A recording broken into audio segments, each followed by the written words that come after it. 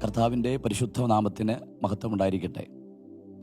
പൗരീഷൻ എന്ന അനുഗ്രഹിക്കപ്പെട്ട മാധ്യമത്തിലൂടെ എന്നെ ശ്രവിക്കുന്ന എല്ലാ ശ്രോതാക്കൾക്കും ധന്യനായ യേശുക്രിസ്തുവിൻ്റെ അതുല്യമായ നാമത്തിലുള്ള സ്നേഹവന്ദനങ്ങളെ അറിയിക്കുന്നു. നിങ്ങളെ അഭിസംബോധന ചെയ്യുവാൻ കർത്താവ് നൽകിയ അവസരത്തിന് കർത്താവിനെല്ലാം മഹത്വം അറിയിക്കുന്നു. വിവിധ സമയങ്ങളിൽ ലോകത്തിൻ്റെ വിവിധ ഭാഗങ്ങളിൽ ശ്രവിക്കുന്ന എല്ലാ പ്രിയപ്പെട്ടവർക്കും എൻ്റെ സ്നേഹവന്ദനങ്ങളെ അറിയിക്കുകയാണ്. ഈ മാസത്തിൽ നമുക്ക് പഠനത്തിനും ധ്യാനത്തിനും നമ്മുടെ ആത്മീക ഉദ്ധാരണങ്ങൾക്കുമായി നമുക്ക് ലഭ്യമായിട്ടുള്ള വിഷയം പുതുക്കപ്പെടുക എന്നുള്ളതാണ്. അതിനെ അധികരിച്ചുകൊണ്ട് ഒരു തിരുവിടത്തിലേക്ക് നിങ്ങളുടെ വിലപ്പെട്ട ശ്രദ്ധയെ ഞാൻ ക്ഷണിക്കുന്നു. 51-ാമത്തെ സങ്കീർത്തനം, അതിൻ്റെ 10-ാമത്തെ തിരുവചനം. അവിടെ വായിക്കുന്നത്, ദൈവമേ, നിർമ്മലമായ ഒരു ഹൃദയം എന്നെ സൃഷ്ടിച്ച് സ്ഥിരമായ ഒരാത്മാവിനെ എന്നിൽ പുതുക്കണമേ എന്നുള്ളതാണ്. നമുക്കേവർക്കും വളരെ പരിചിതവും സുപരിതവുമായിരിക്കുന്ന ഒരു വേദഭാഗമാണ് ഞാനിവിടെ വായിച്ചത്. നമുക്ക് ലഭ്യമായ വിഷയത്തിൻ്റെ അന്തസത്തകളെ ഉൾക്കൊണ്ടുകൊണ്ട് ഈ സന്ദേശം നിങ്ങളുടെ ഹൃദയങ്ങളിൽ ഞാൻ കൈമാറുമ്പോൾ, ബൈബിൾ എന്ന് പറയുന്ന അനുഗ്രഹിക്കപ്പെട്ട ഗ്രന്ഥം നാം പഠനത്തിനും വിശകലനത്തിനും വിധേയപ്പെടുത്തുമ്പോൾ എല്ലാ കാലഘട്ടത്തിലുമുള്ള ദൈവമക്കളെ സംബന്ധിച്ചിടത്തോളം കർത്താവായ യേശുക്രിസ്തുവിൻ്റെ അനുഗ്രഹിക്കപ്പെട്ട ഒരാഗ്രഹമാണ് മനുഷ്യൻ നവീകരിക്കപ്പെടുക എന്നുള്ളത്. ഉൽപ്പത്തി എന്ന പ്രഥമ ഗ്രന്ഥം മുതൽ വെളിപ്പാടെന്ന സമാപ്ത ഗ്രന്ഥം വരെ പഠിച്ചാൽ മനുഷ്യജീവിതത്തിലും മനുഷ്യജീവിതം ഉൾക്കൊണ്ട് നിൽക്കുന്ന സമൂഹത്തിലും ഈ പ്രപഞ്ചത്തിലുമൊക്കെ പുതുമ കൽപ്പിച്ചാക്കിയ ഒരു ദൈവത്തിൻ്റെ ശക്തമായ ആവിഷ്കാരം നമുക്ക് കാണാൻ കഴിയുന്നുണ്ട്. ഇന്ന് ഈ സന്ദേശം കേട്ടുകൊണ്ടിരിക്കുമ്പോൾ നിങ്ങളുടെ ജീവിതത്തിലും നിങ്ങളുടെ കുടുംബത്തിലും നിങ്ങളുടെ മിനിസ്ട്രിയിലും നിങ്ങളുടെ തലമുറയിലുമൊക്കെ ഒരു പുതുക്കപ്പെടലിൻ്റെ അനുഭവത്തെ പരിശുദ്ധാത്മാവ് പ്രതീക്ഷിക്കുന്നുണ്ട്. ഞാൻ ഈ വായിച്ച വചനം ശക്തമായിരിക്കുന്ന ഒരു പ്രഖ്യാപനമാണ് നമുക്ക് നൽകിയിട്ടുള്ളത്. ഈ അധ്യായം വായിച്ചപ്പോൾ തന്നെ നമ്മുടെ മനസ്സിലേക്ക് ദാവീദ് എന്ന് പറയുന്ന അതുല്യ പ്രതിഭയുടെ ജീവിതത്തിൽ കടന്നുപോയ വളരെ പാപകരമായ സാഹചര്യങ്ങളും അത് നിമിത്തമായി ഉണ്ടായിരിക്കുന്ന പ്രതിസന്ധികളും നമുക്ക് മനസ്സിലാക്കാൻ കഴിയുന്നുണ്ട്. ഒരു വേള നമ്മളതിനെ ചിന്തിക്കുമ്പോൾ ദാവീദ് ഒരു തെറ്റ് ചെയ്ത് അനന്തരമായി ദൈവത്താൽ നിരാകരിക്കപ്പെട്ടു എന്നുള്ള വ്യക്തിയെന്ന് നമ്മുടെ മനസ്സിലേക്ക് കടന്നു വരുമെങ്കിലും ഇവിടെ ദാവീദിൻ്റെ ജീവിതത്തിൽ സംഭവിച്ച ഏറ്റവും ശ്രേഷ്ഠകരമായിരിക്കുന്ന ഒരു കാര്യം മടങ്ങി വരാനുള്ള ഒരു മനസ്ഥിതി അദ്ദേഹത്തിനുണ്ടായിരുന്നു എന്നുള്ളതാണ്. ഞാൻ ബൈബിൾ പഠിച്ചപ്പോൾ എനിക്ക് മനസ്സിലായ ഒരു കാര്യം, ശൗലിനേക്കാൾ വളരെ ഗൗരവമായ പാപമാണ് ദാവീദ് നടത്തിയത്. എന്തുകൊണ്ട് ശൗല് ബഹിഷ്കരിക്കപ്പെട്ടു, ദാവീദ് അംഗീകരിക്കപ്പെട്ടു എന്ന് ചോദിച്ചാൽ, ശൗലിൽ പ്രകടമാകാത്ത ഒരു ആത്മീകമായിരിക്കുന്ന മനോഭാവം ദാവീദിൽ ഉണ്ടായിരുന്നു എന്നുള്ളതാണ്. ഈ സന്ദേശം കേട്ടുകൊണ്ടിരിക്കുമ്പോൾ എന്നെ കേൾക്കുന്ന പ്രിയപ്പെട്ട ശ്രോതാക്കളെ, നമ്മുടെ ജീവിതത്തിൽ പലപ്പോഴും തോൽവികളും പരാജയങ്ങളും കടന്നു വരാമെന്നുള്ളത് രണ്ടു പക്ഷമില്ല. ആ തോൽവികൾക്കകത്തും നമ്മളെ കൈവിടാതെ അതിനകത്തൊരു മടങ്ങിവരവും യഥാസ്ഥാനവും പുനഃക്രമീകരണവും ആഗ്രഹിക്കുന്ന ഒരു ദൈവത്തെയാണ് കാലഘട്ടങ്ങൾ ബൈബിൾ നമ്മുടെ മുമ്പിൽ വെളിപ്പെടുത്തുന്നത്. ഈ സന്ദേശം കേട്ടുകൊണ്ടിരിക്കുമ്പോൾ ആത്മീകപരമായോ ജീവിതത്തിൻ്റെ ധാർമ്മികപരമായോ മൂല്യങ്ങൾ നഷ്ടപ്പെട്ടതായിരിക്കുന്ന ഏതെങ്കിലുമൊക്കെ നിലവാരങ്ങളിൽ ദൈവസന്നിധിയിൽ നിന്ന് അകന്നുപോയി ഒരു തോൽവിയുടെ ആൾരൂപമായി നിങ്ങൾ മാറിയെങ്കിൽ, ഞാൻ ബൈബിളിൻ്റെ സത്യങ്ങളെ ഹൃദയത്തോട് അടുപ്പിച്ച് നിർത്തി നിങ്ങളെ പ്രബോധിപ്പിക്കുന്നത്, നിങ്ങളുടെ ഏത് തോൽവിയും വിജയകരമാക്കി മാറ്റാൻ കഴിയുമെന്ന ഒരു ദൈവത്തെക്കുറിച്ചുള്ള ആവിഷ്കാരമാണ് ഈ വചനത്തിലൂടെ ഞാൻ നിങ്ങൾക്ക് കൈമാറാൻ ആഗ്രഹിക്കുന്നത്. പത്രോസിനെയും യൂദയും നമ്മൾ പഠിച്ചാൽ ഇതേ ചിന്തയുടെ ഒരു പുനരാവർത്തനം നമുക്ക് കാണാൻ കഴിയുന്നുണ്ട്. യൂദയേക്കാൾ ഏറ്റവും നീചമായിരിക്കുന്ന തെറ്റിൻ്റെ ഉടമയായിരുന്നു പത്രോസ് എന്ന് പറയുന്നത്.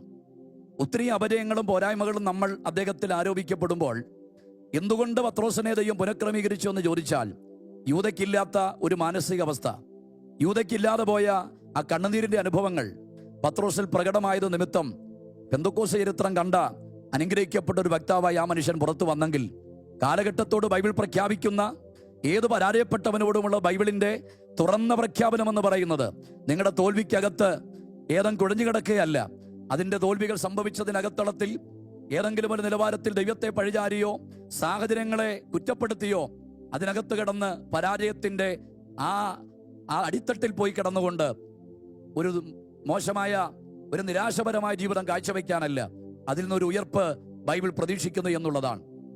ഇവിടെ ദാവീദ് ദൈവത്തോട് പറയുകയാണ്, നിർമ്മലമായ ഒരു ഹൃദയം എന്നെ സൃഷ്ടിച്ച് സ്ഥിരമായിരിക്കുന്ന ഒരു ആത്മാവിനെ എന്നിൽ പുതുക്കണം. പ്രിയമുള്ളവരെ, ഞാൻ ആ ഭാഗം വായിച്ചപ്പോൾ എൻ്റെ മനസ്സിലേക്ക് ഒത്തിരി ചിന്തകൾ നാം വിടുവാനിടയായി തീർന്നു.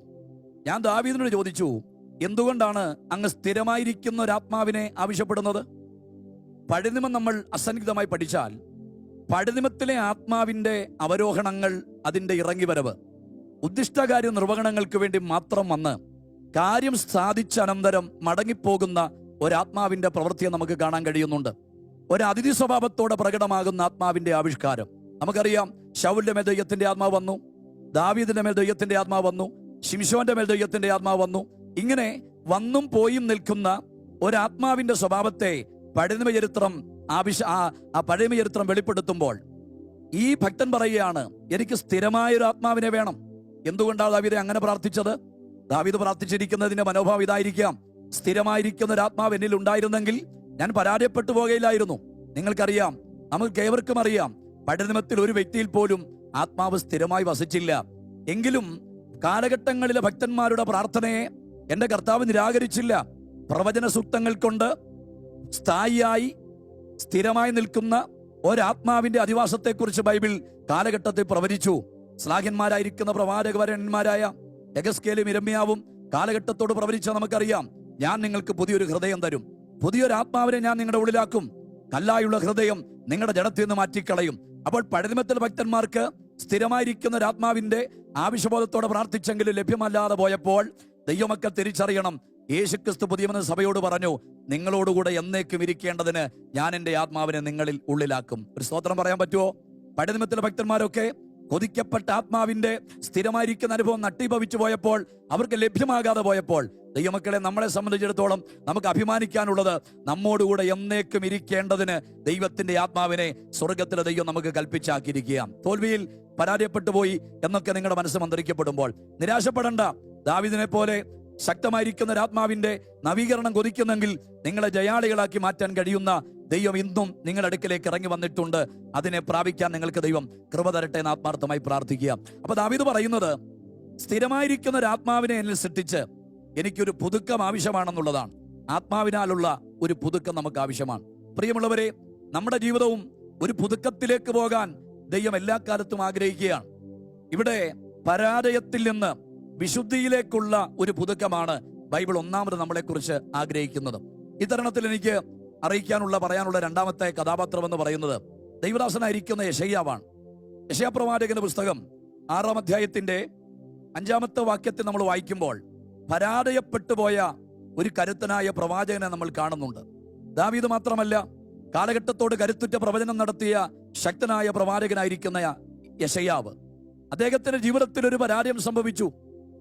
യെശയ്യാ പ്രവചനം 5-ാം അധ്യായം നിങ്ങൾ സവിസ്തരം പഠിച്ചാൽ ലോക ജനതകളുടെ അപജയങ്ങളെ കണ്ടുകൊണ്ട്, ജനങ്ങളുടെ പോരായ്മകളെ കണ്ടുകൊണ്ട് അവർക്ക് കഷ്ടങ്ങൾ ആരോപിച്ച ഒരു ഭക്തന്റെ ചരിത്രം നമ്മളെ കാണിക്കുന്നുണ്ട്. എന്നാൽ 6-ാം അധ്യായത്തിലേക്ക് വരുമ്പോൾ ലോകത്തിന്റെ കഷ്ടങ്ങളെ കണ്ട ഭക്തൻ 6-ാം അധ്യായത്തിൽ വന്നപ്പോൾ ദൈവിക ദർശനം പ്രാപിച്ച അനന്തരം താൻ പറയുകയാണ്, അയ്യോ എനിക്ക് കഷ്ടം, ഞാൻ പാപത്തിന്റെ അധീനതയിലാണ്, അശുദ്ധിയുള്ള ജനങ്ങളുടെ നടുവിൽ പാർക്കുന്നു, എന്റെ നാവ് അശുദ്ധമാണ്. പഠന സൗകര്യാർത്ഥം യെശയ്യാവിന്റെ ദർശനങ്ങൾ നമുക്ക് 3ആയിട്ട് പഠിക്കാൻ കഴിയും. ഒന്നാമത് യെശയ്യാവ് ദൈവത്തെ ദർശിക്കുകയാണ്. ദൈവത്തെ ദർശിച്ച അനന്തരം താൻ തന്നെ തന്നെ ദർശിക്കുന്നു. തന്നെ തന്നെ ദർശിച്ചു കഴിഞ്ഞപ്പോൾ നശിച്ചു പോകുന്ന ലോകത്തെക്കുറിച്ച് അവൻ ദർശനമുള്ളവനായി മാറി. ആരാധനയുടെ സംവിധാനങ്ങൾ കണ്ടനന്തരം തന്റെ ജീവിതത്തെ കണ്ടു കഴിഞ്ഞപ്പോൾ അദ്ദേഹം പറയുകയാണ്, അയ്യോ ഞാൻ നശിച്ചു, ഞാൻ ശുദ്ധിയില്ലാത്ത അധരങ്ങളുള്ള ജനത്തെ നടുവിൽ പാർക്കുന്നു എന്ന് പറഞ്ഞ് തന്റെ പാപത്തെക്കുറിച്ച് വിലപിക്കുമ്പോൾ എന്താണ് തന്റെ തെറ്റിലേക്ക് തന്നെ നയിച്ചതെന്ന് ആ ഭാഗത്ത് നമുക്ക് മനസ്സിലാക്കാം. ലോകത്തോടും ലോക ജനതകളോടും തെറ്റുകളെ ചൂണ്ടിക്കാണിച്ച് സന്ദർഭോചിതമായി ഈ ഭക്തൻ എവിടെയോ പരാജയത്തിലേക്ക് പോയിക്കൊണ്ടിരിക്കുക. ഒരു പുതുക്കം പ്രാപിക്കാൻ ആഗ്രഹമുള്ള ഈ മനുഷ്യൻ ദൈവസന്നിധിയിൽ തന്റെ തെറ്റുകളെ സമ്മതിച്ചുകൊണ്ട് സറണ്ടറായിക്കൊണ്ട് പറയുകയാണ്, ഞാൻ ശുദ്ധിയില്ലാത്ത അധരങ്ങളുള്ള മനുഷ്യനാണ്. പ്രിയമുള്ളവരെ, ഒരു പുതുക്കം ആഗ്രഹിക്കുന്ന ഏതൊരു വ്യക്തിയിലും ആദ്യം ഉണ്ടാകേണ്ടത് ഈ ഒരു തിരിച്ചറിവാണ്. ഈ സന്ദേശത്തിലൂടെ നിങ്ങളൊരു പുതുക്കം ആഗ്രഹിക്കുന്നെങ്കിൽ ആഭ്യന്തരമായി നിങ്ങൾക്ക് തിരിച്ചറിവുണ്ടാകണം. എവിടെയാണ് നമ്മുടെ പരാജയങ്ങൾ സംഭവിച്ചത്? എവിടെയാണ് നമ്മുടെ പുതുക്കപ്പെടലിന് ആവശ്യമായിരിക്കുന്ന ഘടകം വെളിപ്പെടേണ്ടത്? ഇവിടെ യെശയ്യാ പറയുകയാണ്, എന്റെ നാവിനകത്താണ് പരാജയം സംഭവിച്ചത്. എന്താണ് യെശയ്യാവിന്റെ നാവിനെ ഇങ്ങനെ ഒരു പരാജയത്തിലേക്ക് നയിച്ചത്? അദ്ദേഹം തന്നെ 6-ാം അധ്യായത്തിന്റെ 5-ാമത്തെ വാക്യത്തിൽ പറയുന്നുണ്ട്, ഞാൻ ശുദ്ധിയില്ലാത്ത അധരങ്ങളുള്ള ജനത്തിന്റെ നടുവിൽ പാർക്കുക. എന്നെ കേൾക്കുന്ന ദൈവമക്കളെ, ചില ബന്ധങ്ങൾ നമ്മുടെ കൃപയെ നഷ്ടപ്പെടുത്തുമെങ്കിൽ നമ്മൾ അവരുടെ ഇടയിൽ നിന്ന് അകലം പാലിച്ചേ പറ്റുകയുള്ളൂ. നിന്റെ അഭിഷേകത്തെ നഷ്ടപ്പെടുത്തുന്ന, പ്രാർത്ഥനാ ജീവിതത്തെ ഇല്ലാതാക്കുന്ന, ആത്മീക ജീവിതത്തിന് കളങ്കം വരുത്തുന്ന, ആത്മീക ജീവിതത്തെ ഒരുപടി പുറകോട്ട് കളയുന്ന എത്ര ബന്ധങ്ങൾ കരുത്തുള്ളതാണെങ്കിലും അതിൽ നിന്ന് അകലം പ്രാപിക്കണമെന്ന് ദൈവത്തിന്റെ ആത്മാവ് ചിലരോട് ആഹ്വാനം പറയുകയാണ്. യെശയ്യാവിന്റെ ബന്ധങ്ങൾ അദ്ദേഹത്തിന് നാവിനകത്ത് അശുദ്ധി വിതച്ചെങ്കിൽ പ്രാർത്ഥിക്കാൻ കഴിയുന്നുണ്ടോ? ആരാധിക്കാൻ കഴിയുന്നുണ്ടോ? പഴയ പോലെ ബൈബിൾ വായിക്കുമ്പോൾ ആശയങ്ങൾ വെളിപ്പെടാറുണ്ടോ? ദൈവസാന്നിധ്യം വെളിപ്പെടാറുണ്ടോ? പ്രാർത്ഥനയിലെ സന്തോഷം ആർജിച്ചെടുക്കാൻ കഴിയുന്നുണ്ടോ? ഇല്ല എന്നുള്ളതാണ് നിങ്ങളുടെ ജീവിതത്തിനകത്തളത്തിലെ ശബ്ദമെങ്കിൽ, പ്രിയമുള്ളവരെ, ദൈവവചനത്തെ സാക്ഷി നിർത്തി ഞാൻ വിളിച്ചു പറയുന്നു, ചില ബന്ധങ്ങളിൽ നിങ്ങൾ പുറത്തു വന്നേ പറ്റൂ. ചില ബന്ധങ്ങൾ വേണ്ടെന്ന് വെക്കാൻ കഴിയണം. ആ ബന്ധങ്ങളല്ലേ നിങ്ങളുടെ അഭിഷേകം നഷ്ടപ്പെടുത്തിയത്? ആ ബന്ധങ്ങളല്ലേ നിങ്ങളുടെ പ്രാർത്ഥനാ ജീവിതത്തെ തകർത്ത് കളഞ്ഞത്? യെശയ്യാ പറയുകയാണ്, എന്റെ ചുറ്റുമുള്ള ഞാൻ സഹവസിക്കുന്ന ഇടങ്ങൾ എന്റെ നാവിനെ അശുദ്ധമാക്കി മാറ്റി. ഇത് കണ്ടപ്പോൾ സ്വർഗം അടങ്ങിയിരുന്നില്ല. ആവശ്യബോധത്തോടെ പ്രാർത്ഥിച്ച ഭക്തന്റെ പരാജയത്തെ മാറ്റാൻ ദൈവം ചെയ്ത പദ്ധതി എന്താണ്? യാഗപീഠത്തിലെ തീക്കനലെടുത്ത് യെശയ്യാവിന്റെ നാവിനെ തൊട്ടപ്പോൾ അവന്റെ നാവിന്റെ അശുദ്ധി മാറി. ഞാൻ ആത്മാവിൽ ഒരു പ്രവചന സൂക്തം കൈമാറാം. പ്രിയമുള്ളവരെ, ദൈവമക്കളെ, ദൈവദാസന്മാരെ, ദൈവജനമേ, നിങ്ങളെ അശുദ്ധമാക്കിയ, നിങ്ങളെ ശൂന്യമാക്കിയ, നിങ്ങളെ പരാജയത്തിലേക്ക് നയിച്ച ആ ഏത് വിഷയമാണോ, ഏത് സന്ദർഭമാണോ, ഏത് സാഹചര്യമാണോ, അതിനെ തൊട്ട് നിങ്ങളെ പുറത്തെടുക്കുന്ന ഒരു അഭിഷേകം ഈ സന്ദേശത്തിലൂടെ നിങ്ങളിലേക്ക് വ്യാപരിക്കുക. നിങ്ങൾ ഇരിക്കുന്ന സ്ഥലം ഏതുമാകട്ടെ, നിങ്ങൾ പാർക്കുന്നിടം എവിടമാകട്ടെ, ഒരുപക്ഷെ സഞ്ചരിക്കുമ്പോഴാണോ, ഭവനത്തിൽ ഇരിക്കുമ്പോഴാണോ ഈ സന്ദേശം കേൾക്കുന്നതെങ്കിൽ, നിങ്ങളെ നശിപ്പിച്ച, നിങ്ങളെ ശൂന്യമാക്കിയ ആ പ്രത്യേകമായ സാഹചര്യത്തെ തൊട്ട് നിങ്ങളെ രക്ഷിക്കാൻ കഴിയുന്ന ദൈവത്തിന്റെ പ്രത്യേകമായ ഇടപെടലുകൾ ഈ സന്ദർഭത്തിൽ ദൈവം നിങ്ങളിലേക്ക് കൊണ്ടുവരാൻ ആഗ്രഹിക്കുകയാണ്. യെശയ്യാവിനെ അശുദ്ധമാക്കിയ ആ നാവിനെ തൊട്ട ദൈവസാന്നിധ്യം ഇന്ന് നിങ്ങളെയും തൊടാൻ ആഗ്രഹിക്കുക. സമർപ്പിക്കാൻ നിങ്ങൾ തയ്യാറാകുമോ? ഒന്ന് ഏൽപ്പിച്ചു കൊടുക്കാൻ തയ്യാറാകുമോ? ഒരു പുതുക്കപ്പെടലിന്റെ അനുഭവത്തിലേക്ക് നിങ്ങളെ നയിക്കാൻ യേശു ആഗ്രഹിക്കുകയാണ്. ഒരുപക്ഷെ ഞാൻ തകർന്നു, എന്നെ കൊണ്ട് ഇനി ഒന്നിനും കഴിയില്ല, ഇവിടം കൊണ്ട് എന്റെ ശുശ്രൂഷ തീർന്നു, ഇവിടം കൊണ്ട് എന്റെ മിനിസ്ട്രി അവസാനിച്ചു, എന്റെ ഭാവി ഇവിടെ കൊണ്ട് വഴിമുട്ടി എന്നൊക്കെ ചിന്തിക്കപ്പെടുമ്പോഴും ഒരു നവീകരണം, ഒരു പുതുക്കപ്പെടൽ ആഗ്രഹിക്കുന്നെങ്കിൽ ഒരു മടങ്ങിവരവിന്റെ ആഹ്വാനം കൂടെ ദൈവം നിങ്ങൾക്ക് കൈമാറുകയാണ്. യെശയ്യാവിനെ പോലെ ആമേൻ അടങ്ങാത്തൊരു പ്രാർത്ഥനാ ജീവിതമുള്ളവരായി ഒരു സമർപ്പണത്തിലോട്ട് കടന്നു വന്നാൽ ദൈവത്താൽ സംഭവിക്കുന്ന ചില സ്പർശനങ്ങൾ നിങ്ങളെ രണ്ടാം ഘട്ടത്തിലേക്ക് കൊണ്ടുവരുവാൻ ആഗ്രഹിക്കുക. പിന്നീട് നമ്മൾ യെശയ്യാപ്രവാചകന്റെ പുസ്തകം സവിസ്തരം പഠിച്ചാൽ നമുക്ക് മനസ്സിലാകും. പിന്നീട് യെശയ്യാവെന്ന് പറയുന്ന മഹാരഥന്റെ ശുശ്രൂഷ വളരെ തീയുടെ ശുശ്രൂഷയായിരുന്നു. പ്രവചിക്കുന്ന, പ്രസംഗിക്കുന്ന സകല അഭിഷക്തന്മാരോട് ഞാൻ വിളിച്ചു പറയുന്നു, പ്രസംഗത്തിലും പ്രവചനത്തിലുമൊക്കെ നമ്മൾ സധൈര്യം മുന്നോട്ട് പോകുമ്പോഴും ഇങ്ങനെയുള്ള ചില താളപ്പിഴകൾ ജീവിതത്തിൽ സമ്മേളിക്കാൻ സാധ്യതയുണ്ട്.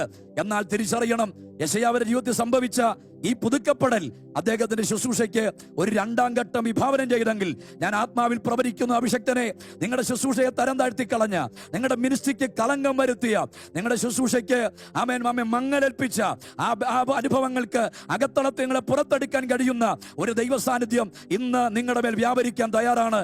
സമർപ്പിക്കുന്നുവെങ്കിൽ നിങ്ങളുടെ ശുശ്രൂഷയ്ക്ക് ഒരു രണ്ടാം ഘട്ടത്തെ എന്റെ ദൈവത്തിന്റെ ആത്മാവ് കൈമാറുമെന്ന് ഞാൻ ആത്മാവിൽ പ്രഖ്യാപിക്കുകയാണ്. ഒന്നാമത് നമ്മൾ പുതുക്കപ്പെടേണ്ടത് നമ്മുടെ ജീവിത വിശുദ്ധിയിലേക്കുള്ള ഒരു പുതുക്കപ്പെടലാണ്. സ്തോത്രം. രണ്ടാമത് ദൈവം ആഗ്രഹിക്കുന്ന പുതുക്കപ്പെടൽ എന്ന് പറയുന്നത് ദൈവശക്തിയിലേക്ക് നമുക്കൊരു പുതുക്കപ്പെടൽ ആവശ്യമാണ്. യെശയ്യാപ്രവാചകന്റെ പുസ്തകം 40-ാം അധ്യായത്തിന്റെ 31-ാമത്തെ വാക്യം നമുക്ക് വളരെ സുപരിചിതമാണ്. യഹോവയെ കാത്തിരിക്കുന്നവർ ശക്തിയെ പുതുക്കും. പ്രിയമുള്ളവരെ, ക്രിസ്ത്യാനിത്വത്തിന്റെ അടിത്തറ എന്ന് പറയുന്നത് ദൈവശക്തിയാണ്. ദൈവസഭ എന്ന് പറയുന്ന ജീവൽ പ്രസ്ഥാനം ഇവിടെ വരെ വളർന്നു വന്നത് രാഷ്ട്രീയ സ്വാധീനമല്ല, ഏതെങ്കിലുമൊക്കെ പിടിപാടുകളല്ല. ആദിമസഭയുടെ വളർച്ചയുടെ ഏറ്റവും അഭിവാജ്യമായ ഘടകം ദൈവശക്തിയിൽ നിറഞ്ഞു നിന്നൊരു സഭയുടെ ചരിത്രമാണ്. പോരാ, ദൈവമക്കളായിരിക്കുന്ന നമ്മുടെയും നിലനിൽപ്പിന് ആധാരം ദൈവശക്തിയാണ്. ദൈവശക്തി ഒടിച്ചുള്ള ഒരു ക്രിസ്ത്യ ജീവിതം പാഴാണ്, പരാജയമാണ്, ദുരന്തമാണ്. നമുക്കറിയാം, ഈ കാലഘട്ടത്തിലെ സഭയിൽ ദൈവശക്തികൾ അന്യമായിക്കൊണ്ടിരിക്കുന്നു. വ്യക്തികൾ ദൈവശക്തി കൊതിക്കുന്നവർ അല്ലാതായി മാറുന്നു. ആരാധനകൾ ചടങ്ങുകളായി മാറുമ്പോൾ, ആത്മീയതകൾ പ്രഹസനങ്ങളായി മാറുമ്പോൾ എന്താണ് ഇതിന്റെ കാരണമെന്ന് ചോദിച്ച് നമ്മൾ ആരെയും വിമർശിച്ച് മുന്നോട്ട് പോകേണ്ട കാര്യമില്ല. നമ്മളിലേക്ക് തന്നെ ദൃഷ്ടി ഊന്നിയാൽ നമുക്ക് ദൈവം നൽകുന്ന കരുത്തുറ്റ വെളിപ്പാടെന്ന് പറയുന്നത് ദൈവശക്തി നഷ്ടപ്പെട്ടു പോയ സഭയും, ദൈവശക്തി നഷ്ടപ്പെട്ടു പോയ ആത്മീക പ്രവർത്തകരും, ദൈവശക്തി നഷ്ടപ്പെട്ടു പോയ ക്രിസ്ത്യാനിത്വമാണ് ഈ കാലഘട്ടത്തിന്റെ ഏറ്റവും വലിയ അപജയം എന്ന് പറയുന്നത്. ഞാൻ പറഞ്ഞല്ലോ, ആദിമസഭയ്ക്ക് രാഷ്ട്രീയ സ്വാധീനമില്ലായിരുന്നു, പിടിപാടുകളൊന്നുമില്ലായിരുന്നു, പക്ഷെ അവർക്ക് ദൈവശക്തി ഉണ്ടായിരുന്നു. അതുകൊണ്ട് സഭയുടെ വളർച്ച നമുക്കറിയാം. കാലഘട്ടത്തിന്റെ വെല്ലുവിളികളെ തട്ടിമാറ്റിക്കൊണ്ട്, രാഷ്ട്രീയ അജണ്ടകളെ തകർത്തുകൊണ്ട്, ഏതൊക്കെ ശക്തികൾ രംഗത്ത് വന്നിട്ടും അതിനെയൊക്കെ തട്ടിമാറ്റിക്കൊണ്ട് അജയ്യ ശക്തിയായി ദൈവസഭ വളർന്നു വന്നതിന് പിന്നിൽ ഒറ്റ കാരണമേ ഉള്ളൂ.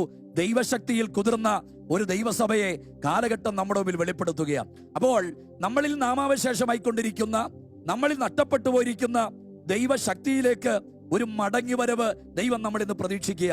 ഈ സന്ദേശം ഞാൻ പറഞ്ഞുകൊണ്ടിരിക്കുമ്പോൾ പണ്ടത്തെ പോലെ പ്രാർത്ഥിക്കാൻ കഴിയുന്നുണ്ടോ? കഴിഞ്ഞ നാളുകളെ പോലെ ആരാധിക്കാൻ കഴിയുന്നുണ്ടോ? കഴിഞ്ഞ നാളുകളെ പോലെ ആത്മീക ജീവിതം ഒരു മൂർച്ചയുടെ അനുഭവങ്ങളിലേക്ക് കടന്നു വരുന്നുണ്ടോ? ഇല്ല എന്നുള്ളതാണ് നിങ്ങളുടെ ജീവിതത്തിനകത്തളത്തിലെ ആപ്തവാക്യമെങ്കിൽ ദൈവമക്കളെ, ഈ വചനത്തിന്റെ വെളിച്ചത്തിൽ, ഈ പുതുക്കപ്പെടൽ എന്ന് പറയുന്ന സന്ദേശം വിളംബരം ചെയ്യുന്ന ഈ മാസത്തിൽ ദൈവത്തിന്റെ ആത്മാവിന്റെ പിൻബലത്തിൽ ഞാൻ നിങ്ങളെ പ്രബോധിപ്പിക്കുന്നത്, നമുക്കും ദൈവശക്തിക്കകത്തൊരു പുതുക്കം ആവശ്യമാണ്. എന്തുകൊണ്ട് ദൈവശക്തിക്കകത്ത് നമുക്കൊരു പുതുക്കം ആവശ്യമാകുന്നു എന്ന് ചോദിച്ചാൽ, കാലഘട്ടത്തിന്റെ അപ്പോസ്തലനായിരിക്കുന്ന പൗലോസ് ദൈവശക്തി പ്രാപിക്കുന്ന ദൈവമക്കളുടെ ജീവിതത്തെ അവതരിപ്പിച്ചത് ഒരു വ്യത്യസ്തമായ അവതരണത്തോടുകൂടെയാണ്.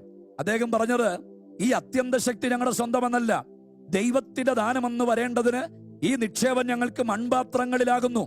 നമുക്കറിയാം, എല്ലാ പാത്രങ്ങളിൽ വെച്ചും മൺപാത്രത്തിന് ഒരു വ്യത്യസ്തതയുണ്ട്.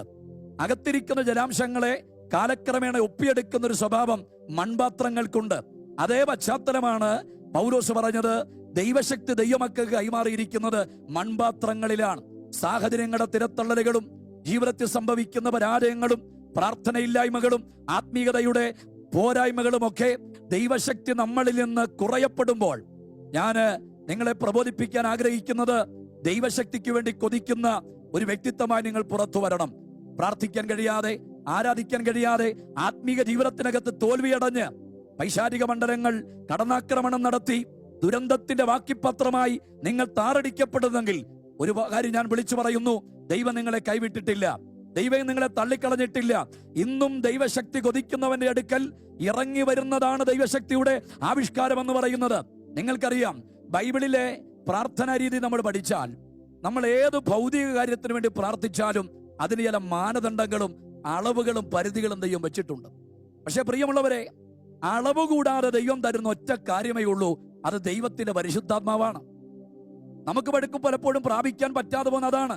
ഭൗതികത നിങ്ങൾ പ്രാർത്ഥിച്ചോ, പക്ഷെ അതിന് ദൈവം ഒരു പരിധി വെച്ചിട്ടുണ്ട്. എന്നാൽ അളവ് കൂടാതെ ദൈവം നമുക്ക് തരുന്നത് ഒറ്റ കാര്യം മാത്രമേ ഉള്ളൂ, അത് ദൈവത്തിന്റെ ആത്മാവാണ്. അത് പ്രാപിക്കാൻ പലപ്പോഴും നമ്മളെ സാഹചര്യങ്ങൾ സമ്മതിക്കുന്നില്ല. ഈ ദൈവശക്തി വിധേയപ്പെടാൻ പലപ്പോഴും നമ്മളിലേക്ക് ആ ഒരു ആഗ്രഹം കടന്നു വരുന്നില്ല.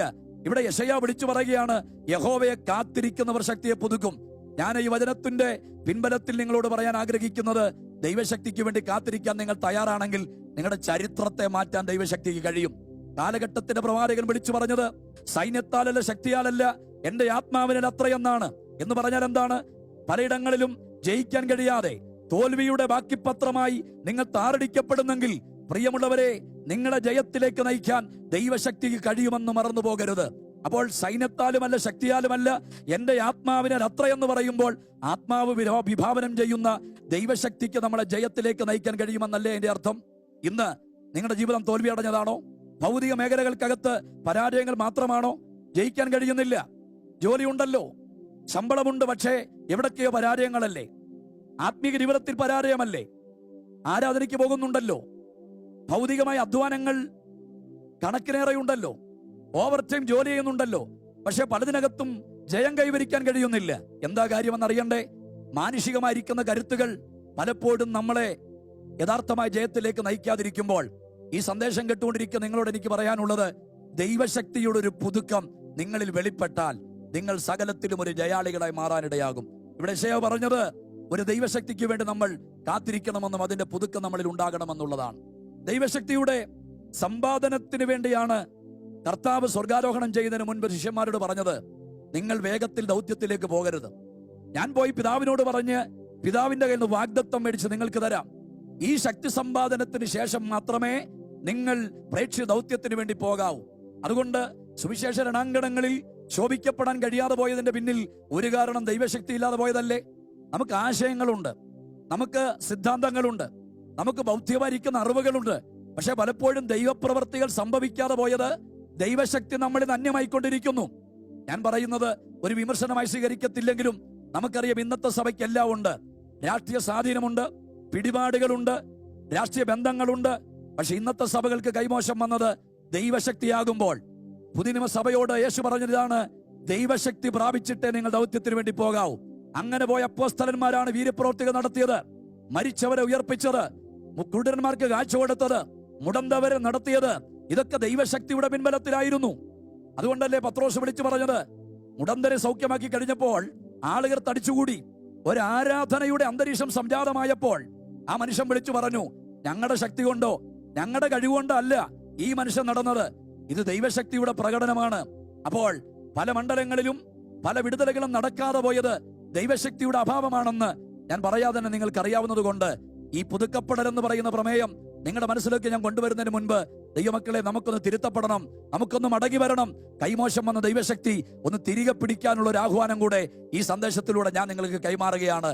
നമ്മളിൽ ഉണ്ടാകേണ്ട രണ്ടാമത്തെ പുതുക്കപ്പെടൽ എന്ന് പറയുന്നത് ദൈവശക്തിയുടെ പുതുക്കപ്പെടലാണ്. ഒന്ന്, നഷ്ടപ്പെട്ടു പോയ ജീവിതത്തിന്റെ വിശുദ്ധിയിലേക്കുള്ള പുതുക്കപ്പെടലാണെങ്കിൽ രണ്ടാമത് ദൈവശക്തിയിലേക്കുള്ള ഒരു പുതുക്കപ്പെടലാണ്. മൂന്നാമത് പരിശുദ്ധാത്മാവ് നമ്മളെക്കുറിച്ച് ആഗ്രഹിക്കുന്ന പുതുക്കപ്പെടൽ എന്ന് പറയുന്നത് റോമാലേഖനം 12-ാം അധ്യായത്തിന്റെ 2-ാമത്തെ വാക്യമാണ്. മനസ്സിന്റെ പുതുക്കപ്പെടലാണ്. മനസ്സിന്റെ പുതുക്കപ്പെടലാണ് നമുക്ക് വളരെ സുപരിതമായിരിക്കുന്ന വേദഭാഗമാണ്. നിങ്ങളുടെ മനസ്സ് പുതുക്കി രൂപാന്തരപ്പെടുക. ഞാൻ ഒന്നുകൂടെ ആവർത്തിക്കുന്നു. ഒന്നാമത് വിശുദ്ധിയിലേക്കുള്ള പുതുക്കപ്പെടൽ, രണ്ടാമത് ദൈവശക്തിയിലേക്കുള്ള പുതുക്കപ്പെടൽ, മൂന്നാമത് മനസ്സിന്റെ പുതുക്കപ്പെടൽ. എന്താണ് മനസ്സിന്റെ പുതുക്കപ്പെടൽ എന്നതുകൊണ്ട് ബൈബിൾ അർത്ഥമാക്കുന്നത്?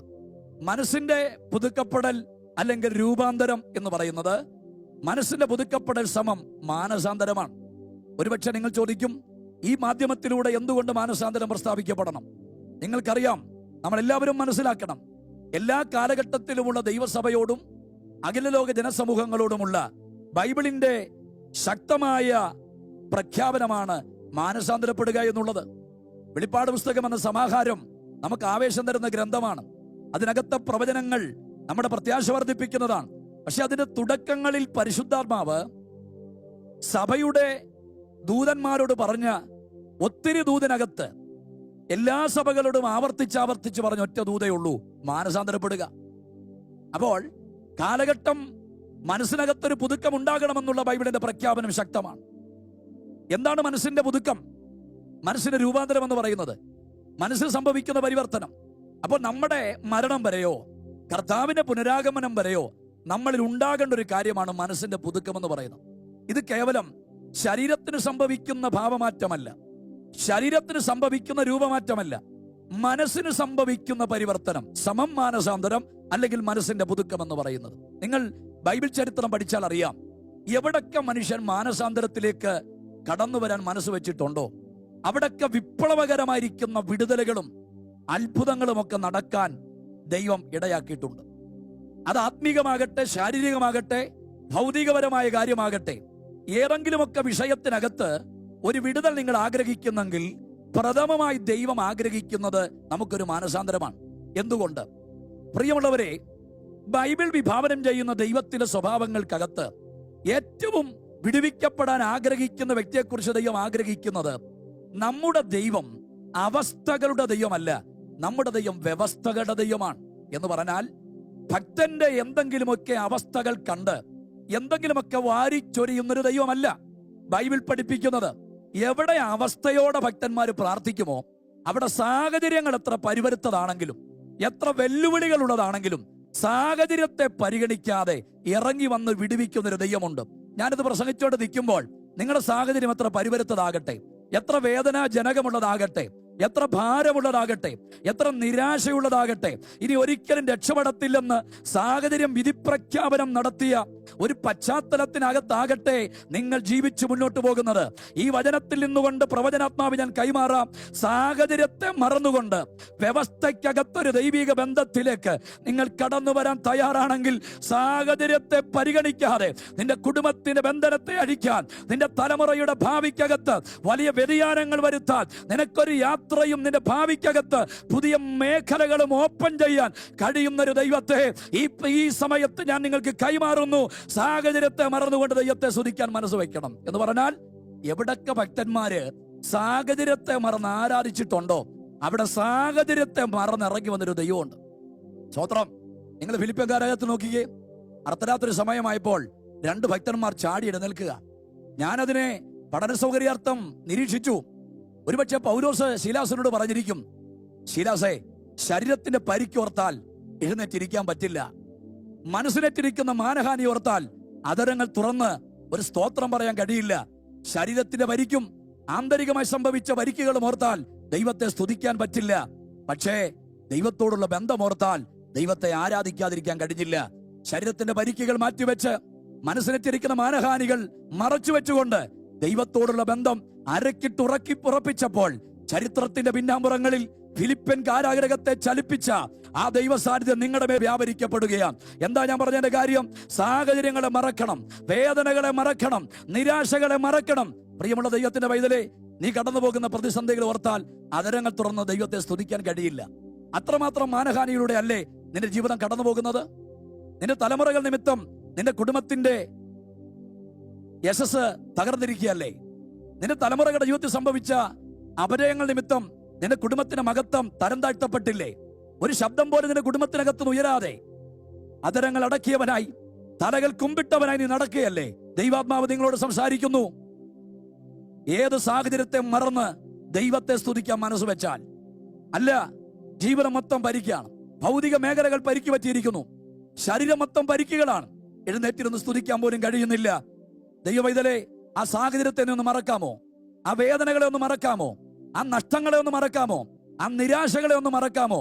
ഇതിനൊക്കെ മറന്നുകൊണ്ട് ദൈവത്തെ ആരാധിച്ചാൽ, സാഹചര്യത്തെ മറന്നുകൊണ്ട് ഭക്തന്മാർ എവിടെല്ലാം ആരാധിച്ചിട്ടുണ്ടോ അവിടെ സാഹചര്യത്തെ പരിഗണിക്കാതെ ഇറങ്ങി വന്നൊരു ദൈവമുണ്ട്. സ്തോത്രം. പുതിയ നിയമത്തില് സാഹചര്യത്തെ മറന്ന് ആരാധിക്കാൻ പോയിരിക്കുന്ന ഒരു ആരാധകയെ വെളിപ്പെടുത്തുന്നുണ്ട്. സ്തോത്രം. ലൂക്കോസ് വിശേഷത്തിൽ കൂനിയായ സ്ത്രീ 18 വർഷം കൂനിന്റെ പേരിൽ ഒരു യോഗം മുടക്കിയിട്ടില്ല. സ്ത്രീ കൂനാന്നും പറഞ്ഞ് യോഗം മുടക്കി വീട്ടിലിരുന്നില്ല. അവിടെ പ്രതീക്ഷ ദൈവത്തെ ആരാധിക്കണമെന്നുള്ളതാണ്. കൂന് മാറാൻ വേണ്ടി ആലയത്തിൽ പോയതല്ല. ദൈവത്തോടുള്ള ബന്ധം അരക്കിട്ടുറപ്പിച്ച് നാട്ടുകാരും കൂട്ടുകാരും കുടുംബക്കാരും എന്തു പറയുന്നു എന്നുള്ളത് അവിടെ മനസ്സിനെ ബാധിച്ചില്ല. അവൾ ദൈവത്തോടുള്ള ആരാധനയും വിധേയത്വവും മനസ്സിലാക്കിക്കൊണ്ട് അവൾ ആരാധനാലയത്തിൽ ചെന്നപ്പോൾ അവിടെ സാഹചര്യത്തെ മറന്ന്, അവിടെ വേദനയെ മറന്ന് കടന്നു ചെന്നപ്പോൾ അവൾ പ്രതീക്ഷിക്കാത്തൊരു വിടുതൽ അവളെ തേടി വന്നെങ്കിൽ ഞാൻ ആത്മാവിൽ കൈമാറാം. ദൈവത്തോടുള്ള ബന്ധം അരക്കിട്ടുറപ്പിച്ച് സാഹചര്യങ്ങളെ മറന്ന് ആരാധിക്കാൻ, സാഹചര്യങ്ങളെ മറന്ന് പ്രാർത്ഥിക്കാൻ ആരും മനസ്സ് വയ്ക്കും. നിന്റെ കുടുംബത്തിന് സാഹചര്യം ദൈവത്തിന് വിഷയമല്ല. സാഹചര്യങ്ങളെ മറന്നുകൊണ്ട് എവിടൊക്കെ ഭക്തന്മാർ ആരാധിക്കാൻ മനസ്സ് വെച്ചിട്ടുണ്ടോ, സാഹചര്യങ്ങളെ മറന്ന് ദൈവം, അവസ്ഥകളെ മറന്ന് സ്ഥലകാല പരിമിതികളെ മറന്ന് ഇറങ്ങി വന്ന ദൈവം നമ്മളെ വിടുവിക്കാനും തയ്യാറാണ്. ശ്രദ്ധിക്കണം, മനസ്സിന് സംഭവിക്കുന്ന രൂപാന്തരം വലിയ വിടുതലിലേക്ക് നമ്മളെ നയിക്കാനിടയാകും. അപ്പോൾ മനസ്സിന് സംഭവിക്കുന്ന മാറ്റം, മനസ്സിനുണ്ടാകേണ്ട പുതുക്കം, അത് വലിയ വിപ്ലവകരമായ മാറ്റത്തിലേക്ക് നമ്മെ നയിക്കുമെന്നാണ് ഞാൻ പറഞ്ഞു വന്നത്. ചില തീരുമാനത്തിലേക്ക് ദൈവം നിങ്ങളെ പ്രതീക്ഷിക്കുക. നടന്നു വന്ന, പാലിച്ചു വന്ന, അനുഷ്ഠിച്ചു വന്ന നീരവും നികൃഷ്ടമായിരിക്കുന്ന വൈകൃതങ്ങൾ, പോരായ്മകൾ, ചില അപജയങ്ങൾ, ചില സ്വഭാവ വൈകൃതങ്ങൾ, ഇതൊക്കെ നിങ്ങളെ ഒരു മനസ്സിന്റെ പുതുക്കത്തിലേക്ക് നിങ്ങളെ നയിച്ചാൽ ഒരു അസാധാരണമായ ദൈവപ്രവൃത്തിയുടെ ചരിത്രത്തിന്റെ ഭാഗമായി തീരാൻ ദൈവം നിങ്ങളെ തിരയുകയാണ്. ശമരിയ സ്ത്രീയെ നിങ്ങൾ പഠിച്ചേ. യേശുക്രിസ്തുവോടെ കണ്ടപ്പോൾ അവിടെ ചരിത്രം മാറിയില്ലേ? പട്ടണത്തിൽ അഭിസാരികയായി ജീവിച്ച് അനേകരുടെ ജീവിതത്തിന്റെ സ്നേഹഭാജനമായി മാറിയവൾ യേശുവിനെ കണ്ടപ്പോൾ അവിടെ മനസ്സിനൊരു പുതുക്കമുണ്ടായി. ആ പുതുക്കം അവളെ ഒരു മിഷണറിയാക്കി മാറ്റി. പിന്നെ ഇരുളിന്റെ മറയിൽ തെരുവോരങ്ങളിലും ഇടവഴികളിലും പെരുവഴികളിലും നിന്ന് അസാന്മാർഗ ജീവിതം നയിക്കുന്നവളായിട്ടല്ല, ശമരിയ പട്ടണത്തിലെ ഒരു സുവിശേഷകയായി ആ ശമരിയ സ്ത്രീ മാറിയെങ്കിൽ അതിന്റെ പേരല്ലേ മനസ്സിന്റെ പുതുക്കം എന്ന് പറയുന്നത്. സ്തോത്രം. നിങ്ങളെ മാറ്റത്തിലേക്ക് നയിക്കാൻ ദൈവത്തിന് കഴിയും. ഈ സന്ദേശം കേട്ടുകൊണ്ടിരിക്കുന്ന നിങ്ങൾ ഒരുപക്ഷെ ബൈബിളിന്റെ ആശയങ്ങളുമായിട്ട് ബന്ധമില്ലാത്ത വ്യക്തിയാകാം, ബൈബിളിന്റെ സത്യങ്ങളുമായിട്ട് യാതൊരു വിധമായിരിക്കുന്ന ബന്ധമില്ലാത്ത ആളായിരിക്കാം. പക്ഷെ ഞാൻ സ്നേഹത്തോടെ വിളിച്ചു പറയാം, ബൈബിളും യേശുവും നിങ്ങളുടെ ജീവിതത്തിൽ ഒരു പുതുക്കത്തിലേക്ക് നയിക്കാൻ ഇടവരുത്തുകയാണ്. ഒരുപക്ഷെ ജീവിതത്തിൽ സംഭവിച്ച തോൽവികൾ നിങ്ങളെ അമ്പെ പരാജയപ്പെടുത്തിയില്ലേ സുഹൃത്തെ? നിങ്ങളുടെ കുടുംബത്തിന് നിങ്ങളൊരു ബാധയും ഒരു വേദനയുമല്ലേ? ഈ ശമരിയ സ്ത്രീയെ നിങ്ങൾ നോക്ക്. അധാർമികമായി അധപ്പതിച്ചു പോയൊരു സ്ത്രീഭാജനം. യേശുവിനെ കണ്ടപ്പോൾ അവിടെ ശരീരത്തിന്റെ അവസ്ഥകളെക്കാൾ അവിടെ മനസ്സിനല്ലേ ഒരു പുതുക്കമുണ്ടായത്? ആ പുതുക്കം അവിടെ ഒരു മിഷണറിയാക്കി മാറ്റിയെങ്കിൽ ഇത് കേവലം ഒരു മതപരിവർത്തനമല്ല, ഇവിടെ നടന്നത് മനസ്സിന്റെ ഒരു പരിവർത്തനമാണ്. അതാണ് കാലഘട്ടത്തോട് ഞങ്ങൾക്ക് പ്രഖ്യാപിക്കാനുള്ളത്. ആ മാറ്റം അവിടെ മനസ്സിനൊരു പുതുക്കമുണ്ടായപ്പോൾ കരുത്തുറ്റ ഒരു അഭിഷക്തയെ പുറത്തെടുത്തെങ്കിൽ നിങ്ങളിലുള്ള ചില ക്രമക്കേടുകൾ മാറിയാൽ, നിങ്ങളിലുള്ള തോൽവികൾ മാറിയാൽ, ആ മനസ്സിന്റെ പുതുക്കത്തിലേക്ക് വന്നാൽ, ഞാൻ ആത്മാവിൽ കൈമാറാം. നിങ്ങളിൽ ഒരു അഭിഷക്തൻ മറഞ്ഞു കിടക്കുന്നു, നിങ്ങളിൽ ഒരു അഭിഷക്തൻ മറഞ്ഞു കിടക്കുന്നു. അതിന് ദൈവത്തിന് ആവശ്യമുണ്ട് സുഹൃത്തെ. ദൈവത്തിന്റെ വിലക്ക് ഇറങ്ങി തിരിച്ചതല്ലേ? വചനം പഠിച്ചതല്ലേ? കാലഘട്ടം നിങ്ങളെ കരിവാരി തേച്ചില്ലേ? ആത്മാവ് നിങ്ങളോട് പ്രവചിക്കുന്നു, മടങ്ങി വരിക. ദൈവത്തിന് നിങ്ങളെ ആവശ്യമുണ്ട്. ഇന്നത്തെ പരിസ്ഥിതികൾക്കകത്ത് കുറ്റം പറയാതെ, സഭകളെ ദൈവദാസന്മാരെ ആക്ഷേപം പറയാതെ, ദൈവം പറയുന്നു, നിങ്ങളിൽ ഒരു അഭിഷക്തനെ ദൈവം കാണുന്നു. ഇത് സംഭവിക്കണമെങ്കിൽ എന്ത് ചെയ്യണം? മനസ്സിനൊരു പുതുക്കം നമുക്ക് ആവശ്യമാണ്. ഇത് ഒരുപക്ഷെ സ്വയമായിട്ട് കഴിയത്തില്ലെങ്കിലും ദൈവത്തിന്റെ ആത്മാവിന്റെ പിൻബലത്തിൽ നിങ്ങൾക്ക് ആ പുതുക്കത്തിലേക്ക് വരാൻ കഴിയും. പൗലോസ് അതാണ് കാലഘട്ടത്തോട് പറയുന്നത്, മനസ്സ് പുതുക്കി ഒരു രൂപാന്തരം നിങ്ങൾക്കുണ്ടാകണം, മനസ്സിന്റെ ഒരു പുതുക്കം നിങ്ങൾക്കുണ്ടാകണം. ഇത് മറ്റുള്ളവരുടെ കൃത്തടങ്ങളിൽ കൈമാറിക്കൊണ്ട് നിരുപാധികം ഒഴിഞ്ഞു മാറുന്ന ഒരു നിലപാടല്ലല്ലോ പൗലോസിലുള്ളത്. ഈ ആശയം പറയുന്ന പൗലോസ് തന്നെ ഈ ചിന്തയുടെ ഒരു ശക്തമായ സാക്ഷിയല്ലേ? ക്രിസ്ത്യാനിത്വത്തെ മുച്ചൂട് പിടിക്കാൻ വന്ന ഈ മനുഷ്യൻ, മനസ്സിൽ സംഭവിച്ച രൂപാന്തരം, കാലഘട്ടത്തിന്റെ അപ്പോസ്തലനായി ആ മനുഷ്യൻ പുറത്തു വന്നെങ്കിൽ ഏത് വ്യക്തിയുടെ മനസ്സിന് സംഭവിക്കുന്ന പുതുക്കങ്ങൾ അവരെ കരുത്തുള്ളതാക്കി മാറ്റുമെന്ന് ബൈബിളിന് കാലഘട്ടത്തോടുള്ള ശക്തമായ പ്രഖ്യാപനമാകുമ്പോൾ, നിങ്ങളൊരു മാറ്റം കൊതിക്കുന്നെങ്കിൽ, ഒരു പുതുക്കം കൊതിക്കുന്നെങ്കിൽ, ദൈവാത്മാവിന്റെ സഹായം നിങ്ങൾക്ക് തരാൻ ദൈവം ഇന്നും ശക്തനാണ്. സമാപന ചിന്ത പറഞ്ഞ് ഞാൻ നിങ്ങൾക്ക് വേണ്ടി പ്രാർത്ഥിക്കാൻ ആഗ്രഹിക്കുക. നമുക്ക് അവസാനമായിട്ട് ഉണ്ടാകേണ്ട പുതുക്കം എന്താണ്? എഫെസ്യ ലേഖനം 4-ാം അധ്യായം അതിന്റെ 23-ാമത്തെ വാക്യത്തിൽ ഇങ്ങനെ വായിക്കുന്നു, നിങ്ങളുടെ ഉള്ളിലെ ആത്മാവ് സംബന്ധമായി പുതുക്കം പ്രാപിക്കണം. 4-ാമത് നമുക്കുണ്ടാകേണ്ട പുതുക്കം ആത്മാവിന്റെ പുതുക്കമാണ്. പ്രിയമുള്ളവരെ, നമ്മളിൽ ദൈവം കൈമാറിയിരിക്കുന്ന ആത്മാവിന്റെ പുതുക്കം, ആത്മാവ് മറ്റു മൃഗങ്ങൾക്കില്ലാത്ത ആധ്യാത്മിക സംവിധാനം നമ്മുടെ ഉള്ളിലെ ആത്മാവാണ്. ഇതിനൊരു പുതുക്കം ഉണ്ടാകണമെന്ന് ദൈവം ആഗ്രഹിക്കുന്നു. പൗലോസ് ഇവിടെ പറയുന്നത്, നിങ്ങളുടെ ഉള്ളിലെ ആത്മാവ് സംബന്ധമായി പുതുക്കം പ്രാപിക്കുന്ന പുതുമനുഷ്യനെ ധരിക്കണം. സ്തോത്രം. എന്ന് പറഞ്ഞാൽ ആത്മാവ് എപ്പോഴും ദൈവികമായി ബന്ധവുമായിട്ട് കണക്റ്റഡ് ആണ്. ദൈവത്തിന്റെ അംശങ്ങൾ, ദൈവീയാംശങ്ങൾ പ്രാപിക്കാനുള്ള വ്യഗ്രതയിലാണ് ദൈവത്തിന്റെ ആത്മാവ് നമ്മളെ കുറിച്ച് ആഗ്രഹിക്കുന്നത്. പലപ്പോഴും ഇത് വികലമായി മാറുന്നു എന്നുള്ളതാണ് ഏറ്റവും വലിയ ദുരന്തമായിരിക്കുന്ന കാഴ്ചപ്പാട്. പൗലോസ് ഇവിടെ പറയുകയാണ്, ആത്മാവിന് നമുക്കൊരു പുതുക്കം വേണം എന്ന് പറഞ്ഞാൽ അത് തന്നെയാണ് 2 കൊരിന്ത്യർ ലേഖനം 4-ാം അധ്യായത്തിന്റെ 16-ാം വാക്യത്തിൽ പൗലോസ് പറഞ്ഞത്, ഞങ്ങളുടെ പുറമേയുള്ളവൻ ക്ഷയിച്ചു പോയാലും ഞങ്ങളുടെ അകമേയുള്ളവൻ നാൾക്ക് നാൾ പുതുക്കം പ്രാപിക്കും എന്ന് പറഞ്ഞാൽ, ശരീരം ബലഹീനമാകാം, പക്ഷെ അകത്തു വ്യാപരിക്കുന്ന ആത്മാവിനൊരു പുതുക്കം അനിവാര്യമാണെന്നാണ് പൗലോസ് പറയുന്നത്. എന്ന് പറഞ്ഞാൽ ശരീരം ബലഹീനമായിക്കൊള്ളട്ടെ, പക്ഷെ പുറപ്പെടുന്ന ആത്മാവിന്റെ മേഖല, ആത്മാവിന്റെ ആവിഷ്കാരങ്ങൾ അത് കരുത്തുറ്റതാണ്. പൗലോസിനെ പഠിച്ചു നോക്കിക്കേ, ചരിത്രം പഠിപ്പിക്കുന്ന ഒത്തിരി ബലഹീനതകൾ പേറിയൊരു മനുഷ്യനാണ്. പക്ഷെ അദ്ദേഹം ചെയ്ത ശുശ്രൂഷകൾ നിങ്ങൾ പഠിച്ചാൽ അറിയാം, വളരെ ചരിത്രം സൃഷ്ടിച്ച, വിപ്ലവം സൃഷ്ടിച്ച മിനിസ്ട്രിയാണ് അദ്ദേഹം ചെയ്തത്. അപ്പൊ ശരീരം ബലഹീനമായിരുന്നു, മാറാത്തയിലെ രോഗങ്ങൾക്ക് അദ്ദേഹം വശംവദനായിരുന്നു. പക്ഷേ തന്റെ ആത്മാവിന്റെ പുതുക്കം അത് പ്രാപിക്കാൻ വേണ്ടി തൻ്റെതായിരിക്കുന്ന ദൈവത്തോടുള്ള പ്രയത്നങ്ങൾ, ഫിലിപ്പ് ലേഖനം 3-ാം അധ്യായമൊക്കെ പഠിക്കുമ്പോൾ അടങ്ങാത്തൊരാത്മീക ദാഹം മറഞ്ഞു കിടന്ന മനുഷ്യനാണ് പൗലോസ്. ആ 2-3 അധ്യായം നിങ്ങളൊന്ന് പഠിക്കണം. ലോകത്തെ നേടാൻ വേണ്ടി സ്വർഗത്തെ ത്യജിച്ച യേശുവിനെ കാണാം ഫിലിപ്പ് ലേഖനം 2-ാം അധ്യായത്തിൽ. ഇനി 3-ാം അധ്യായത്തിലേക്ക് വരുമ്പോൾ ആ ക്രിസ്തുവിനെ നേടാൻ വേണ്ടി സകലത്തെയും ഛേദമെന്നെ പൗലോസിനെ കാണാം. എന്താ പൗലോസേ സകലം ഛേദമെന്നെണ്ണിയ കാര്യം? പൗലോസ് പറഞ്ഞു, ഞാൻ ലഭിച്ചു കഴിഞ്ഞവനല്ല, ഞാൻ പ്രാപിച്ചു കഴിഞ്ഞിട്ടില്ല. ഞാൻ ചോദിച്ചു, 14 പുസ്തകം എഴുതിയിട്ടും പ്രാപിച്ചു കഴിഞ്ഞില്ലേ? 3-ാം സ്വർഗത്തോളം പോയിട്ടും പ്രാപിച്ചു കഴിഞ്ഞില്ലേ? എല്ലാവരെക്കാളും അന്യഭാഷ പറഞ്ഞിട്ടും പ്രാപിച്ചു കഴിഞ്ഞില്ലേ? വെളിപ്പാടിന്റെ ആധിക്യമുണ്ടായിട്ടും പ്രാപിച്ചു കഴിഞ്ഞില്ലേ? പൗലോസ് പറഞ്ഞു, ഞാൻ ആത്മീയതയുടെ ഫിനിഷിംഗ് പോയിന്റിലല്ല, ആത്മീയതയുടെ ട്രാക്കിലാണ്. എന്ന് പറഞ്ഞാൽ എന്റെ അകത്ത മനുഷ്യനൊന്ന് ശക്തി പ്രാപിക്കണം, എനിക്കിനി യേശുവിനെ അറിയണം, എനിക്കിനി അവനെ ഇനി നേടണം. എന്നെ കേൾക്കുന്ന പ്രിയമുള്ളവരെ, 14 പുസ്തകം എഴുതിയ മഹാരഥന്റെ ആവശ്യം ഇതാണെങ്കിൽ, 3-ാം സ്വർഗത്തോളം പോയ ഭക്തന്റെ അഭിലാഷം ഇതാണെങ്കിൽ, എല്ലാവരെക്കാളും അന്യഭാഷ പറഞ്ഞ, ആത്മാവിലും ബുദ്ധിയിലും പ്രാർത്ഥിച്ച ഒരു അതുല്യ പ്രതിഭയുടെ ആവശ്യം ഇതാണെങ്കിൽ, നമുക്കും എത്രമാത്രം അനിവാര്യമാണ് ഈ ഒരു പ്രാർത്ഥനാ ശബ്ദം. ഇത്രയും ആത്മീകമായ മൂല്യങ്ങളുള്ള ഈ മനുഷ്യൻ അവൻ പറയുകയാണ്, എനിക്കിനിയും കർത്താവിനെ അറിയണം, എനിക്ക് അവനെ ഇനി നേടണം. ഞാൻ ഈ സന്ദേശം പറഞ്ഞുകൊണ്ടിരിക്കുമ്പോൾ അകത്തളത്തിൽ ആത്മാവിന്റെ ഒരു ദാഹം നമ്മളിൽ ഭരിക്കപ്പെടണം, ആത്മാവിന്റെ ഒരു പുതുക്കം നമ്മളിൽ ഉണ്ടാകണം. ആ പുതുക്കമാണ് നമ്മുടെ ക്രിസ്ത്യ ജീവിതത്തെ ജയത്തിലേക്ക് നയിക്കുന്നത്. ഇതെങ്ങനെ സംഭവിക്കുമെന്നാണ് ചോദ്യമെങ്കിൽ അതിനുള്ള പ്രതിശാന്തിയോടെ പറഞ്ഞ് ഞാൻ പ്രാർത്ഥിക്കാം.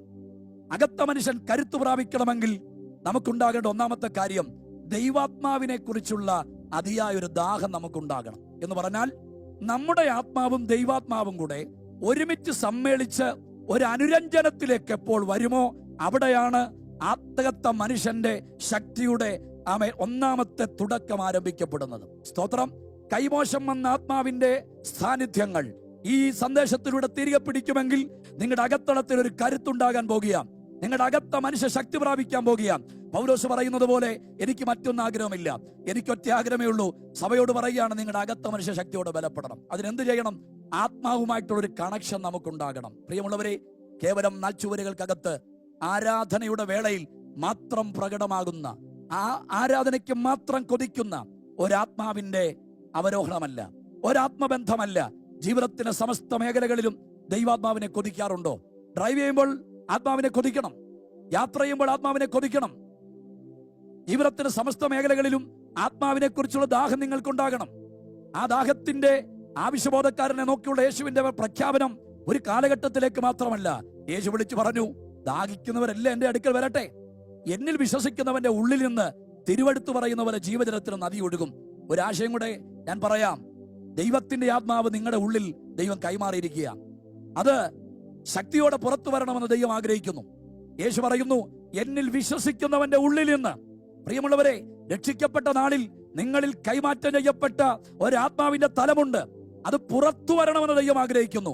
അതിനെന്ത് ചെയ്യണം? എന്നിൽ വിശ്വസിക്കുന്നവന്റെ ഉള്ളിൽ നിന്ന് തിരുവെഴുത്തു പറയുന്നത് പോലെ ജീവജലത്തിന്റെ നദികൾ ഒഴുകും. അപ്പോൾ എവിടെയാണ് ആത്മാവുള്ളത്? കരമടിച്ച് പ്രാർത്ഥിക്കുമ്പോഴും ആരാധിക്കുമ്പോഴും നമ്മുടെ മനസ്സിനകത്ത് കയറി വരുന്ന ഏറ്റവും വലിയ ചിന്ത ആത്മാവ് മുകളിൽ നിന്ന് വരികയാണ്. രക്ഷിക്കപ്പെട്ട ദൈവമക്കൾ അറിയണം, ആ ചിന്തകൾക്ക് പ്രസക്തിയില്ല. രക്ഷിക്കപ്പെട്ട അനന്തരം ആത്മാവ് മുകളിൽ നിന്നല്ല, രക്ഷിക്കപ്പെട്ടവന്റെ ഉള്ളിൽ നിന്നാണ്. അങ്ങനെയെങ്കിൽ തിരിച്ചറിയണം, നിങ്ങളുടെ ഉള്ളിൽ ഒരു ആത്മാവിന്റെ അധിവാസമുണ്ട്. അത് മറച്ചിടാനുള്ളതല്ല, അത് കരുത്ത് പ്രാപിക്കേണ്ടതാണ്. ആ കരുത്താണ് അകത്ത മനുഷ്യന്റെ പുതുക്കത്തിലേക്ക് നമ്മെ നയിക്കുന്നത്. ശക്തമായ ദൈവാത്മാവുമായിട്ടുള്ള സഹവർത്തിത്വമാണ് നമ്മുടെ അകത്ത മനുഷ്യന്റെ പുതുക്കത്തിലേക്ക് നയിക്കുന്നത്. രണ്ടാമത്, ഒരു ശക്തമായ പ്രാർത്ഥനാ ജീവിതമാണ്. സ്തോത്രം. ഉദ്ദിഷ്ടകാര്യ നിർവഹണങ്ങൾക്ക് വേണ്ടി മാത്രം ദൈവികമായ ബന്ധം പുലർത്തുന്നവരായിട്ടല്ല. പ്രിയമുള്ളവരെ, ദൈവത്തോട് നമുക്കൊരു അഭേദ്യമായിരിക്കുന്ന ബന്ധമുണ്ടാകണം. അതിനെന്ത് വേണം? നമുക്ക് ശക്തമായിരിക്കുന്ന ഒരു പ്രാർത്ഥനാ ജീവിതം ഉണ്ടാകണം. അവിടെ ഏതെങ്കിലും ഇരിക്കുന്ന അധരങ്ങളുടെ പകർച്ചയല്ല, വാക്കുകളുടെ പകർച്ചയല്ല. ബൈബിൾ വിഭാവനം ചെയ്യുന്ന പ്രാർത്ഥന എന്ന് പറയുന്നത് വാക്കുകളുടെ പകർച്ചയല്ല, ഹൃദയത്തിന്റെ പകർച്ചയാണ്. ഹന്നയുടെ പ്രാർത്ഥന നിങ്ങൾ നോക്കിയേ. ഏല് നോക്കിയപ്പോൾ ശബ്ദമൊന്നും കേൾക്കുന്നില്ല. എന്താ കാര്യം? പലപ്പോഴും ആലയത്തിൽ വന്ന് തലതല്ലിക്കിടന്ന് പ്രാർത്ഥിച്ചവരെ കണ്ടിട്ടുണ്ട് ഏലി. അലറി കരഞ്ഞവരെ കണ്ടിട്ടുണ്ട് ഏലി. മാറത്തടിച്ച് കരഞ്ഞവരെ കണ്ടിട്ടുണ്ട് ഏലി. എന്നാൽ അതിൽ നിന്നൊക്കെ വ്യത്യസ്തമായ ഒരു സ്ത്രീഭാചനം. ഇവിടെ അതാ ഭാഷണങ്ങളില്ല, വാക്കുകളില്ലാതെ പ്രാർത്ഥിക്കുകയാണെന്ന് അവകാശപ്പെടുന്നു. അതുകൊണ്ടാണ് ഏലി തെറ്റിദ്ധരിച്ചത്. വീഞ്ഞിറങ്ങട്ടെ, മദ്യപിച്ചിട്ട് വന്നെന്നൊക്കെ തോന്നിയപ്പോൾ ആ സ്ത്രീ പറഞ്ഞൊരു കാര്യമുണ്ട്, യജമാനനെ, ഞാൻ നീച സ്ത്രീയല്ല, ഞാൻ മദ്യപിച്ചിട്ടില്ല, എന്റെ ഹൃദയം ഞാൻ ദൈവസ്ഥനിൽ പകരുകയാണ്. അപ്പോൾ എന്താണ് പ്രാർത്ഥന? കേവലം വാക്കുകളുടെ പകർച്ചയല്ല, ഹൃദയത്തിന്റെ പകർച്ചയാണ് പ്രാർത്ഥന. അപ്പോൾ അകത്തെ ആത്മാവ് പുതുക്കം പ്രാപിക്കണമെങ്കിൽ ആത്മാവുമായിട്ടുള്ള അഭേദ്യ ബന്ധത്തിനപ്പുറം പിന്നെ നമുക്കുണ്ടാകേണ്ടത് സജീവമായിരിക്കുന്ന ഒരു പ്രാർത്ഥനാ ബന്ധമാണ്. ഞാനിത് പറഞ്ഞുകൊണ്ടിരിക്കുമ്പോൾ ഹൃദയം കൊണ്ട് ദൈവത്തോടൊന്ന് പ്രാർത്ഥിക്കാൻ പറ്റുമോ? ഒരുപക്ഷെ ശബ്ദമെടുത്ത് പ്രാർത്ഥിക്കാൻ നിന്റെ വീടിന് സാഹചര്യങ്ങൾ അനുവദനീയമല്ലായിരിക്കും. നിന്റെ പ്രാർത്ഥനയെ വിമർശിക്കുന്ന, നീ പ്രാർത്ഥിക്കണ്ടെന്ന് പറയുന്നവർ നിന്റെ വീട്ടിൽ കാണും. പക്ഷേ ദൈവം നിന്നോട് പറയുന്നു, ദൈവത്തിന്റെ പൈതലേ, നീ ഹൃദയം കൊണ്ട് ദൈവത്തോടൊന്ന് സംഭാഷിക്കാൻ തയ്യാറായാൽ ചരിത്രത്തെ മാറ്റുന്ന ചില വിടുതലുകൾ, ചരിത്രം മാറ്റിക്കുറിക്കുന്ന ചില വിടുതലുകൾ നിന്റെ കുടുംബത്തിനകത്ത് തരാൻ എന്റെ ദൈവം ഇന്നും ശക്തനാണ്. അതിന് രണ്ട് പക്ഷമില്ല. വിശ്വസിക്കുന്നവർക്കായി ഞാൻ ദൈവത്തെ സ്തുതിക്കുകയാണ്. ഹൃദയം പകർന്ന ഹന്നയുടെ ജീവിതത്തിന്റെ ചരിത്രം മാറ്റിയ ആ ദൈവം നിങ്ങളുടെയും ചരിത്രം മാറ്റാൻ തയ്യാറാണെന്ന് ആത്മാവിൽ പ്രവചിക്കുകയാണ്. ശ്രദ്ധിക്കണം. ആമേൻ. അകത്ത മനുഷ്യന്റെ പുതുക്കം സംഭവിക്കണമെങ്കിൽ, ആത്മാവിന്റെ പുതുക്കം സംഭവിക്കണമെങ്കിൽ നമുക്ക് ശക്തമായിരിക്കുന്ന ഒരു പ്രാർത്ഥനാ ജീവിതം ഉണ്ടാകണം. മൂന്നാമത്, നമ്മുടെ അകത്തെ ആത്മാവിന് പുതുക്കം ഉണ്ടാകണമെങ്കിൽ നമുക്കൊരു ആരാധന ഉണ്ടാകണം. ഈ ആരാധന കേവലം ശാരീരിക പ്രകടനമല്ല, ശരീരങ്ങൾ കൊണ്ട് കാണിക്കുന്ന എന്തെങ്കിലും അവതരണങ്ങളല്ല. വചനം വിളിച്ചു പറയുന്നു, ആത്മാവ് കൊണ്ട് ദൈവത്തെ ആരാധിക്കണം. അപ്പോൾ ആരാധനക്കാരന്, അകത്ത മനുഷ്യന് ഒരു പുതുക്കം സമ്മാനിക്കാൻ കഴിയും. ഈ പുതുക്കങ്ങളാണ് ഒരു ദൈവത്തിനെ സംബന്ധിച്ചിടത്തോളം അവൻ കരുത്തുറ്റ ഒരു ആത്മീകനായി രംഗത്ത് വരുവാൻ ഇടയായിത്തീരുന്നത്. ഞാൻ എന്റെ വാക്കുകളെ ഇവിടെ ഉപസംഹരിക്കാൻ ആഗ്രഹിക്കുക. ദൈവമക്കളെ, ഈ മാസം പൗരുഷൻ നിങ്ങളുടെ മുമ്പിൽ അണിയിച്ചൊരുക്കുന്ന പ്രമേയം പുതുക്കപ്പെടുക എന്നുള്ളതാണ്. ഈ സന്ദേശം കേട്ടുകൊണ്ടിരിക്കുമ്പോൾ നിങ്ങളൊരു പുതുക്കം ആഗ്രഹിക്കുന്നുണ്ടോ? ഏതെങ്കിലുമൊക്കെ ആത്മീക അനുഭവങ്ങൾക്കകത്ത്, ഭൗതിക മേഖലകൾക്കകത്ത്, നിങ്ങളുടെ പ്രാർത്ഥനയ്ക്ക്, നിങ്ങളുടെ അഭിഷേകത്തിന്റെ തലങ്ങൾക്കകത്ത് ഒരു പുതുക്കം ആഗ്രഹിക്കുന്നെങ്കിൽ അനുഭവത്തിന്റെ വെളിച്ചത്തിൽ ഞാൻ വിളിച്ചു പറയുന്നു, കർത്താവിന്റെ ആത്മാവിന്റെ സഹായം നിങ്ങൾക്ക് അനിവാര്യമാണ്. കാലഘട്ടത്തിൽ സംഭവിച്ചു പോയ പരാജയങ്ങൾക്കകത്ത് ഒരിക്കലും ദൈവത്തിൽ അകന്നു പോകാതെ നിലമ്പാട് വീണ ദാവീദ് പ്രാർത്ഥിച്ച പ്രാർത്ഥന ആവർത്തിച്ച് ഞാൻ പറയുന്നു, ദൈവമേ നിർമ്മലമായൊരു ഹൃദയം എന്നെ സൃഷ്ടിച്ച് സ്ഥിരമായിരിക്കുന്ന ഒരു ആത്മാവിനെ എന്നിൽ പുതുക്കണമേ. സംഭവിച്ച പരാജയങ്ങളെ പർവ്വതീകരിക്കാതെ, അതിനെ അഭിമാനത്തിന്റെ മുൾമുനെ നിർത്താതെ ആ തോൽവിയുടെ മുൻപിൽ നിരുപാധികം സമർപ്പിച്ചപ്പോൾ ആ മനുഷ്യൻ മറ്റൊരു തലത്തിലേക്ക് ദൈവം അദ്ദേഹത്തെ എടുത്ത് ഉയർത്തിയെങ്കിൽ വചനം പറയുന്നു, ദാവീദിന് ചുറ്റുമുള്ള സകല ശത്രുക്കളുടെ മേലും ദൈവം ജയം കൊടുത്ത് അവന് സ്വസ്ഥത കരുത്തി. പുതുക്കം നിന്നെ വലിയൊരു സ്വസ്ഥതയിലേക്ക് കൊണ്ടുവരാൻ പോകുകയാണ്. യെശയ്യാവിനെ പോലെ പരാജയപ്പെട്ടവരാണോ? ശുശ്രൂഷയ്ക്കകത്ത് തിളക്കമാർന്ന അനുഭവങ്ങൾ കാഴ്ചവെച്ചു, പക്ഷെ എവിടൊക്കെയോ മിനിസ്ട്രിയിൽ മുന്നേറാൻ കഴിയുന്നില്ല. ലോകത്തോട് മുഴുവനും ലോകത്തിന്റെ പാപത്തെക്കുറിച്ച് ബോധ്യം വരുത്തിയ മനുഷ്യൻ 6-ാം അധ്യായത്തിൽ വന്നപ്പോൾ തന്നെ കണ്ടപ്പോൾ അവൻ പറഞ്ഞു, കേട്ടോ, എനിക്കയ്യോ കഷ്ടം. അഭിഷക്തനെ, ശുശ്രൂഷയിൽ എവിടെയൊക്കെയോ തോൽവികൾ സംഭവിച്ചില്ലേ? എവിടൊക്കെയോ പരാജയങ്ങൾ സംഭവിച്ചില്ലേ? കാലഘട്ടത്തിന് ശബ്ദമല്ലായിരുന്നോ? കരുത്തുറ്റ പ്രവചനമല്ലായിരുന്നോ? എവിടൊക്കെയോ മങ്ങലേൽപ്പിച്ചില്ലേ? നമുക്കും ആവശ്യമല്ലേ ഒരു പുതുക്കം? നമുക്കും ആവശ്യമല്ലേ ഒരു പുതുക്കം? കരുത്തുറ്റ പ്രവചന ശബ്ദത്തോടെ, കരുത്തുറ്റ പ്രഭാഷണ വേദികളിൽ കാലഘട്ടത്തിന് ശബ്ദമാകാൻ ദൈവം നിങ്ങളെക്കുറിച്ച് ആഗ്രഹിക്കുന്നു. നിങ്ങൾക്കും വേണം ഒരു പുതുക്കം. നിങ്ങളെ അപജയത്തിലേക്ക്, നിങ്ങളെ തോൽവിയിലേക്ക്, നിങ്ങളെ പരാജയത്തിലേക്ക് നയിച്ച ആ വിഷയത്തെ തൊടാൻ യേശു ആഗ്രഹിക്കുക. ഞാൻ പ്രാർത്ഥിച്ചുകൊണ്ട് നിൽക്കുമ്പോൾ നിങ്ങൾക്കും എന്നോട് ചേർത്ത് കണ്ണുകൾ അടയ്ക്കാം. ഞാൻ നിങ്ങൾക്ക് വേണ്ടി പ്രാർത്ഥിക്കുമ്പോൾ നിങ്ങളെ പരാജയപ്പെടുത്തിയ വിഷയം എവിടെയാണോ ആ വിഷയത്തിൽ ദൈവത്തിന്റെ ഒരു സ്പർശനം ഇപ്പോൾ വെളിപ്പെടാൻ പോകുകയാണ്. നിങ്ങളുടെ കണ്ണുകൾ അടഞ്ഞിരിക്കട്ടെ. പ്രാർത്ഥനയ്ക്കായി ഹൃദയം ഒന്ന് സജ്ജമാക്കട്ടെ.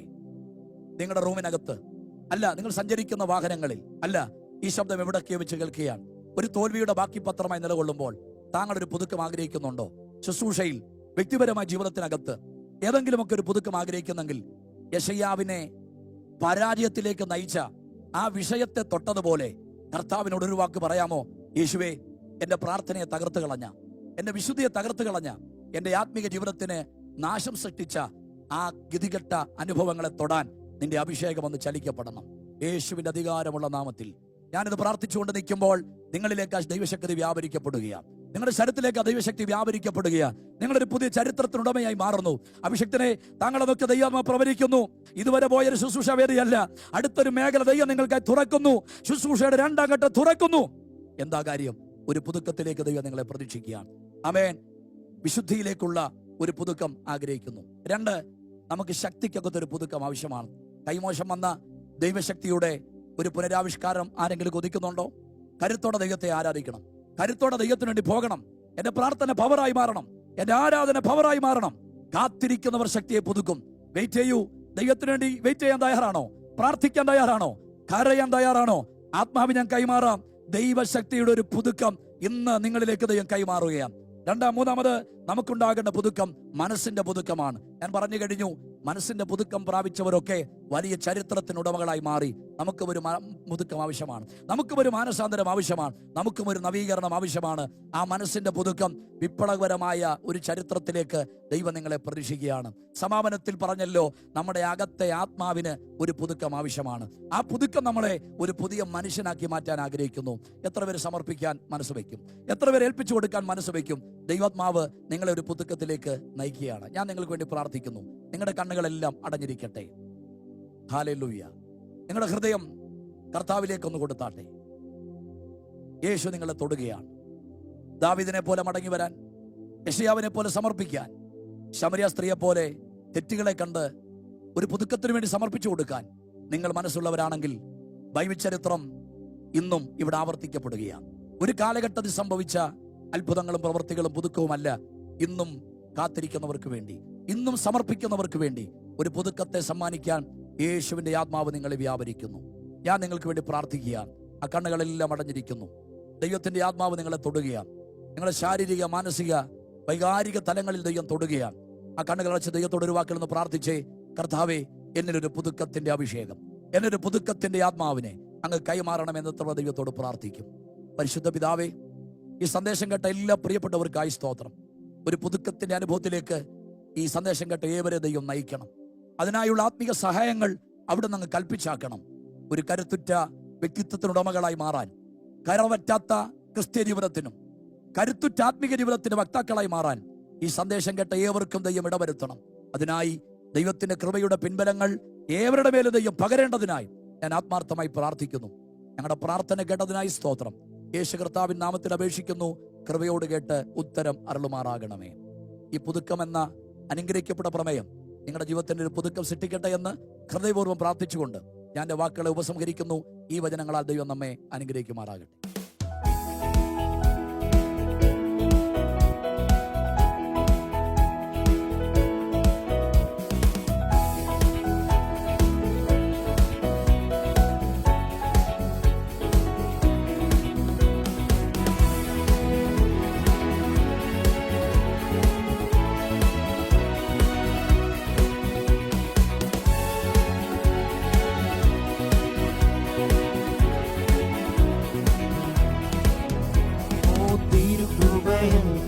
ശരണമാതെന്നെ വൻകടങ്ങളകറ്റാൻ കഴിവുള്ള പരനെ, തിരുകൃപയല്ലോ ശരണമാതെന്നെ വൻകടങ്ങളകറ്റാൻ കഴിവുള്ള പരനെ.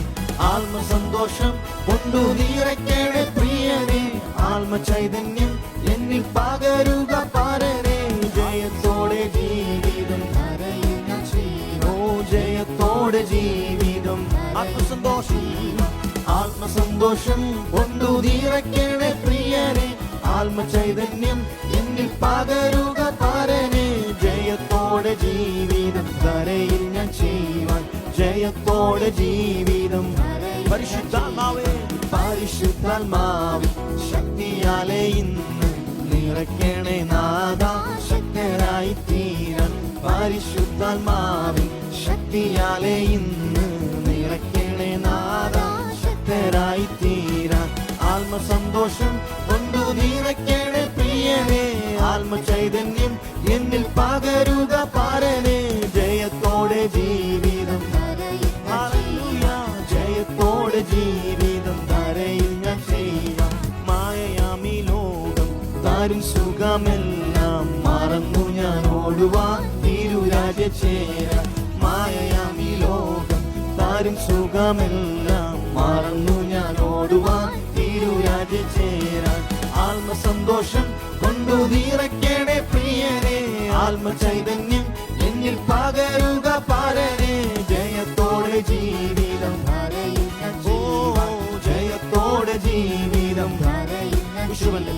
കുശവന്റെ കയ്യിൽ കളിമണ്ണു പോലെന്നെ പണിയുക പരനെ, തിരുഹിതം പോലെ.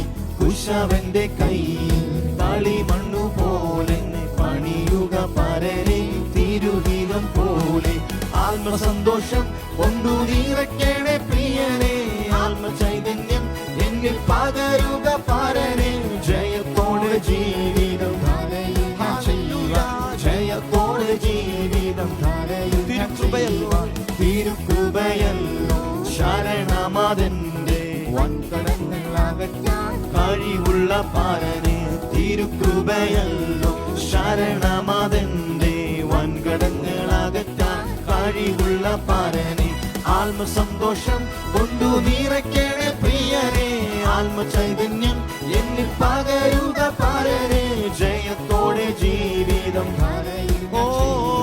ജയത്തോടെ ജീവിതം ധരയിൽ ഞാൻ ചെയ്യാം. കുശവന്റെ കയ്യിൽ കളിമണ്ണു പോലെന്നെ പണിയുക പരനെ, തിരുഹിതം പോലെ. കുശവന്റെ കയ്യിൽ കളിമണ്ണു പോലെന്നെ പണിയുക പരനെ, തിരുഹിതം പോലെ. ആത്മസന്തോഷം കൊണ്ടു നിറയ്ക്കണേ പ്രിയനെ, ആത്മചൈതന്യം എന്നിൽ പകരുക പരനെ.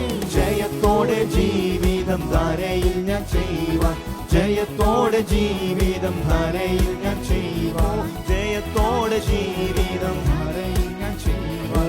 ജയത്തോടെ ജീവിതം ധര